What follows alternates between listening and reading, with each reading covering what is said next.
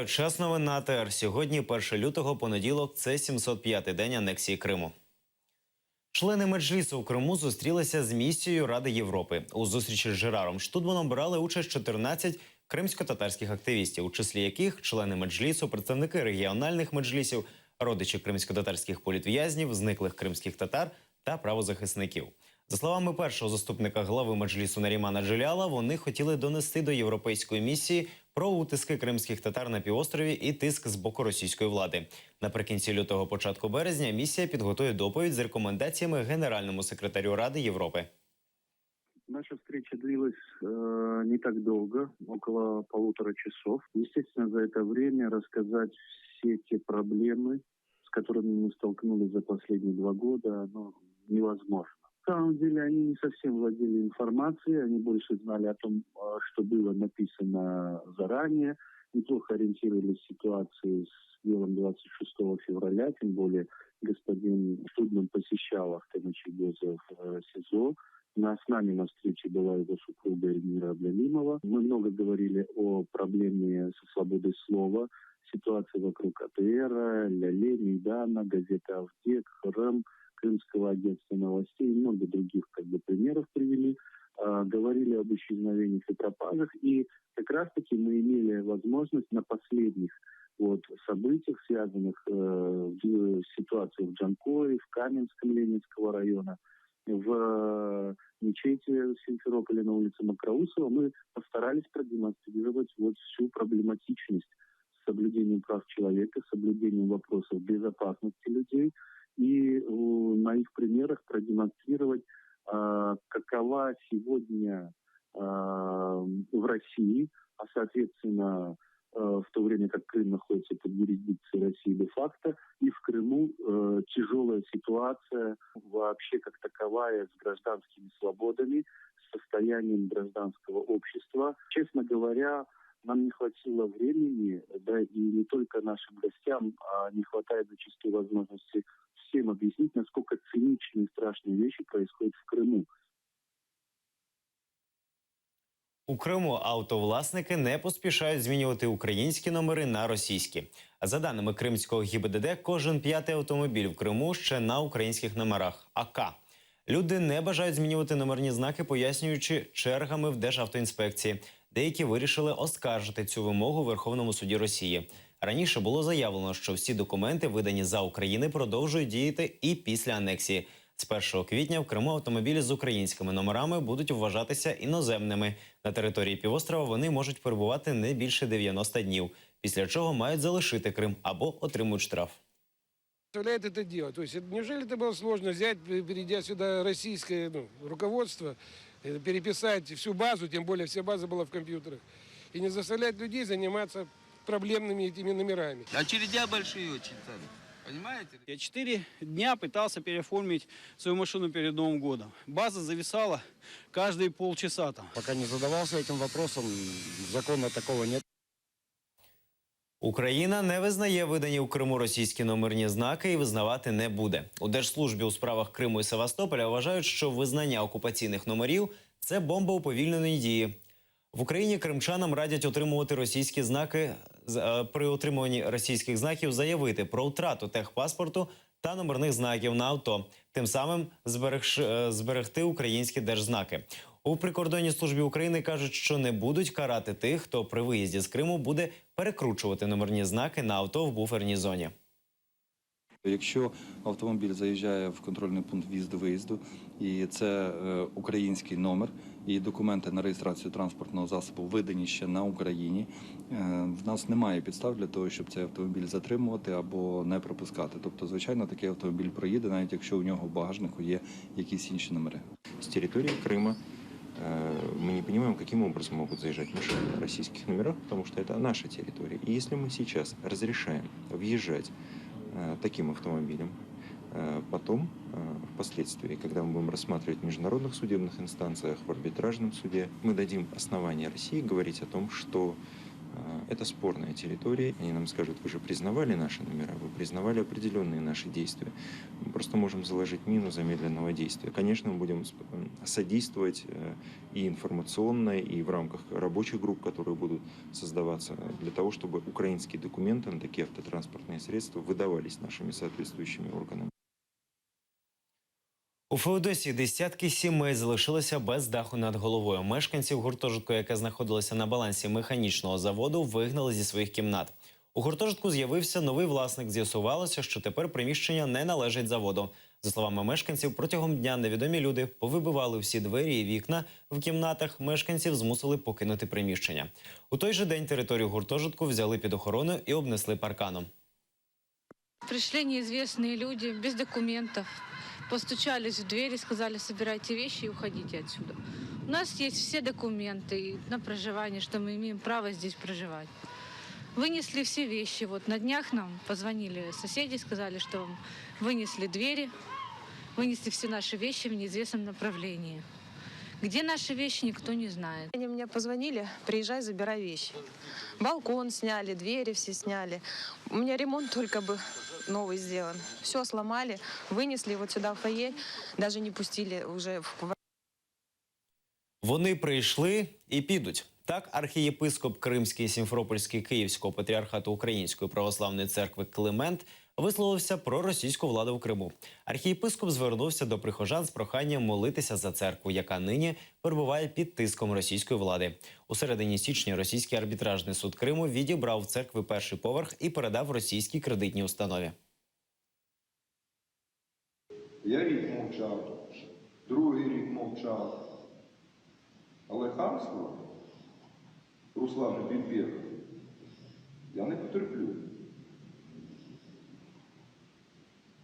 13-го він вирішив зі мною розмовляти, 13 січня, вирішив зі мною розмовляти трошки на повищених тонах. 14-го рішення суду. Та хай знає, ми тут 20 років, а вони приходять і підуть. Церква буде, їх не буде.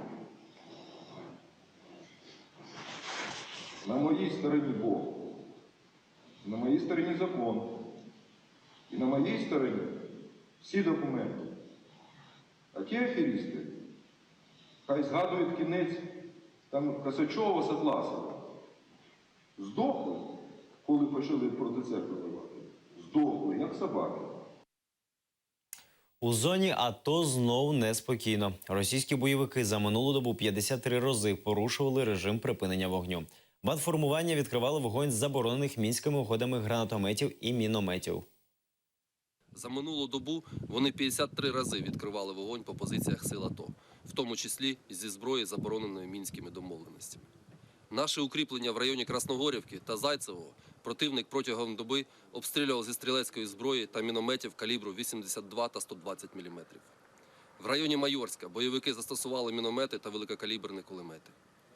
Позиції українських воїнів в Новгородському піддалися ворожому обстрілу з БМП та гранатометів різних систем.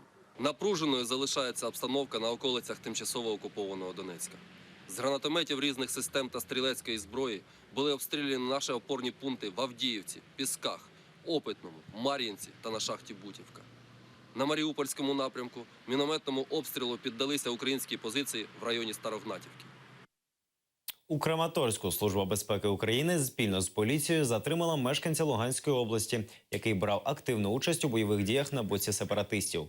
Зловмисник приєднався до терористів у червні 2014-го. Воював проти України у районі Красногорівки, Макіївки та Мар'їнки. Після активного наступу українських військових бойовик самовільно залишив бандформування та переховувався від правоохоронців у Краматорську. В июне 2014 года я пошел в ополчение ДНР. Пошел туда по уговору знакомого. В ДНР меня назначили стрелком, выдали СКС. Привезли в город Красногоровку. Помню, как 10 человек с нашего подразделения ездили на границу с Россией получать оружие и боеприпасы. Поначалу служба в ДНР казалась легкой, но когда наше подразделение окружили и начали обстреливать, я решил сбежать. Забрав семью, я выехал в город Краматорск, обратился в пункт помощи беженцам. Но так как я был боевиком ДНР, меня задержали правоохранительные органы. Я раскаюсь, что состоял в этом бандформировании. Російський бомбардувальник знову порушив повітряний простір Туреччини. Про це заявили турецькі військово-повітряні сили. Інцидент стався у день у п'ятницю, після чого російського посла викликали в МЗС Туреччини і висловили свій протест. За словами президента Туреччини Реджепа Таїпа Ердогана, якщо Росія і надалі порушуватиме повітряний простір, їй доведеться відповідати. Інцидент підтвердили і в Пентагоні. Проте Кремль все заперечує. А звинувачення Анкари називає голослівною пропагандою. 24 листопада минулого року після подібного вторгнення турецький винищувач збив російський Су-24. Один з пілотів загинув, після чого відносини Москви і Анкари стали загострюватися. Країни одна проти одної ввели санкції. Якщо Росія і далі порушуватиме турецький суверенітет, вона відповідатиме за це. Така безвідповідальна поведінка не сприятиме поліпшенню відносин між Росією та НАТО чи встановленню миру у регіоні. Навпаки, вона лише зашкодить. Війни Росії з Туреччиною не буде, тому що Росію бояться. У цьому впевнені москвичі. Журналіст Саша Сотник провів опитування в російській столиці. З опитаних багато хто впевнений, що російський бомбардувальник не порушував повітряний простір Туреччини. А я считаю, что мы вообще его не нарушаем. Вот. То есть это все-таки, мне кажется, то, что политика, чисто политический вопрос. То я не слежу за политикой так особо. Вот. Ну, возможно, может и есть опасность войны. Но это решать не мне, а военным, наверное. Это бессмысленно.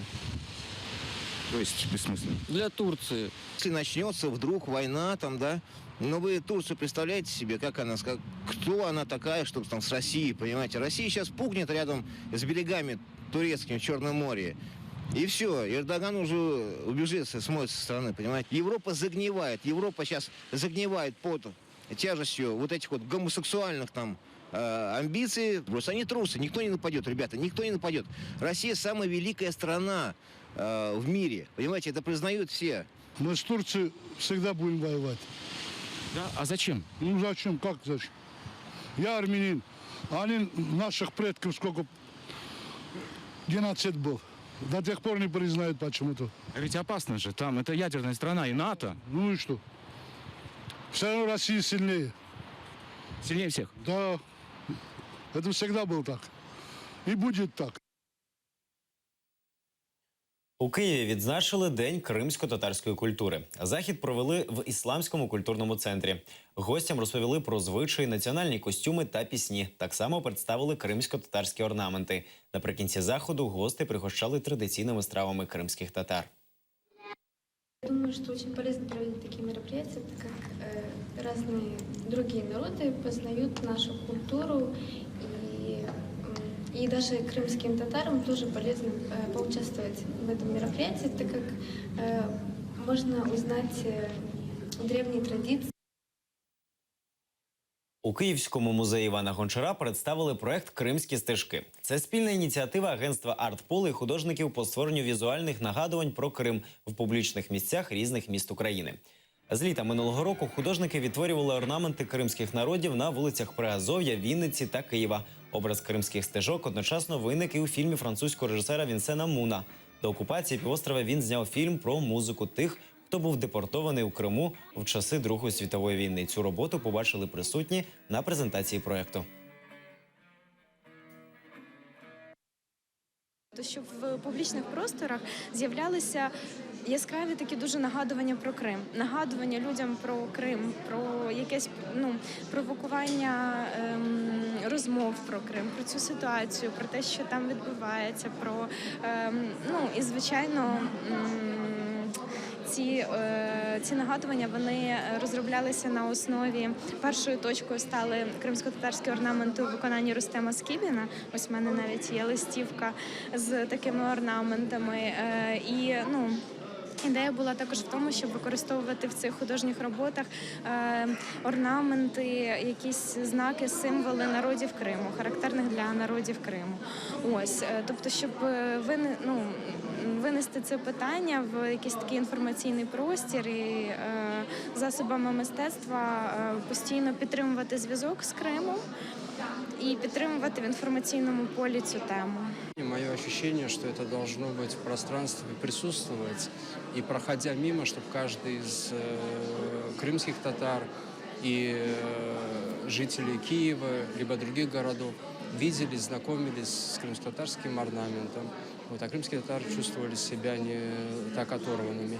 И через это мы знакомимся ближе друг с другом, через эти орнаменты мы знакомимся и показываем, что мы являемся образованными, умными и самодостаточным народом.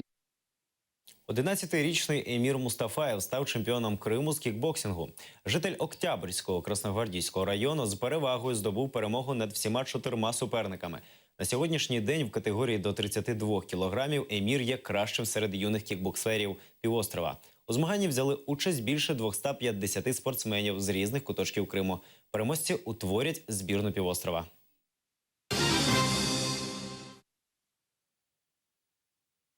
Лютий в Криму розпочався зі штормового попередження. За даними управління МНС російської адміністрації Криму, сьогодні на півострові очікуються сильні дощі. В горах зі снігом місцями пройдуть дуже потужні опади. Також очікується посилення південно-західного вітру до швидкості 18-23 метри на секунду. За даними морської дирекції, Керченська переправа може зупинитися. Жителів Криму просять утриматися від поїздок до Росії. Наразі це всі новини. Дивіться наступний випуск «Заман», залишайтеся з АТР. До побачення.